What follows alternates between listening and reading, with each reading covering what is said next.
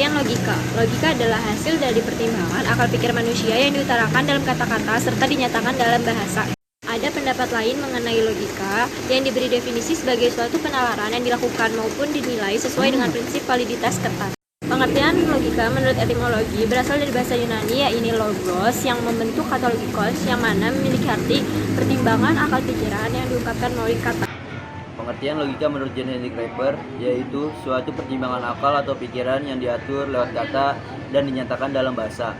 Pengertian logika menurut Aristoteles yaitu ajaran tentang berpikir yang secara ilmiah membicarakan bentuk pikiran itu sendiri dan hukum-hukum yang menguasai pikiran.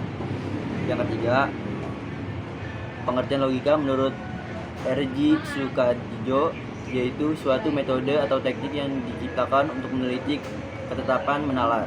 Ada dua macam logika, yaitu logika ilmiah dan logika alamiah. Logika ilmiah merupakan kinerja nalar manusia yang mempertajamkan akal budi dan pikirannya. Logika ilmiah membuat akal budi bekerja dengan teliti, lebih cepat, aman, dan mudah, sehingga manusia terhindar dari kesesatan berpikir. Logika alamiah yaitu logika yang merupakan proses kerja akal budi manusia yang berpikir secara lurus dan tepat, sebelum dipengaruhi oleh berbagai kecenderungan dan keinginan yang subjektif. Logika ini dimiliki oleh manusia sejak lahir, serta bisa dipelajari menggunakan proses belajar serta diterapkan dalam kehidupan nyata.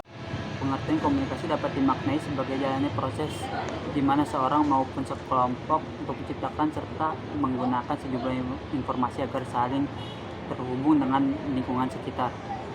Secara umum, komunikasi dapat dilakukan secara verbal serta dapat dipahami oleh kedua belah pihak berkaitan. Komunikasi menurut para ahli diantaranya seperti yang disebutkan oleh Anwar Arifin. Menurutnya arti komunikasi adalah jenis proses sosial yang erat kaitannya dengan aktivitas manusia serta syarat akan pesan dan perilaku. Skinner turut beropini tentang komunikasi sebagai suatu perilaku lisan maupun simbolik di mana pelaku berusaha memperoleh efek yang diinginkan. Adapun hubungan logika dan komunikasi, semua orang dapat berkomunikasi, minimal secara nonverbal. Namun tak semua komunikasi manusia bernilai logis. Meski dimotori oleh rasio, komunikasi yang tak logis itu di satu sisi menunjukkan kedugaan yang komunikator. Di sisi lain dapat membodohi komunikasi karena berefek buruk. Komunikasi tak logis seyoginya dihindari dan diganti oleh komunikasi logis. Yang dimaksud dengan komunikasi logis adalah komunikasi rasional yang taat pada kaidah berpikir, sahih dan benar. Di buku ini, komunikasi sedemikian rupa yang diupayakan pada titik tertentu. Buku ini berusaha melogiskan komunikasi. Pada titik lain, buku ini dibuat untuk mengkomunikasikan logika.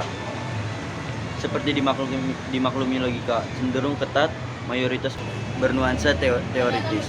Dua kesan ini menjadikan logika dihindari oleh orang awam, padahal logika sangat penting bagi semua orang. Oleh sebab itu, buku ini berupaya membumikan logika dengan menerapkan pada bidang komunikasi yang notabene sangat terkait erat dengan logika melalui retorika.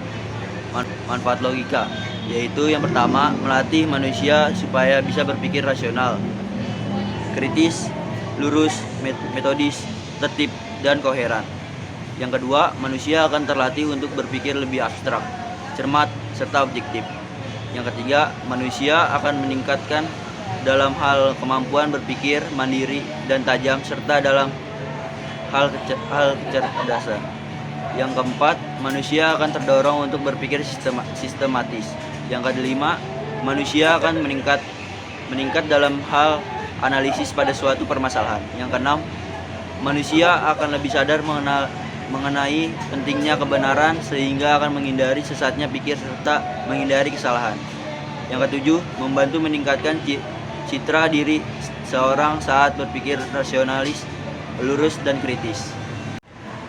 Studi kasus, contoh bahasa dan logika dalam komunikasi berikut adalah psikolisme. Psikolisme menurut Suladi merupakan penyimpulan dedukatif tidak langsung diambil secara sistematis dari dua permasalahan yang dihubungkan dengan cara tertentu. Berikut adalah contoh silogisme dalam bentuk paragraf. Semua media massa wajib menyiarkan acara debat Pilpres 2019 baik secara langsung maupun tidak langsung. Hal ini dikarenakan beberapa media massa yang memperoleh hak untuk menyiarkan secara langsung acara debat Pilpres 2019 bergilir. Adapun media massa yang tidak dapat menyiarkan acara debat Pilpres 2019 wajib menyiarkan dengan cara merelay dari media massa yang mendapatkan hak untuk mendapat giliran. Seperti televisi. Televisi adalah salah satu media massa yang diwajibkan untuk menyiarkan acara debat Pilpres 2019.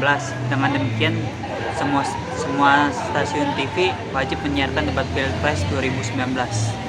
Sekian presentasi dari kelompok kami, kurang lebihnya mohon maaf. Wassalamualaikum warahmatullahi wabarakatuh.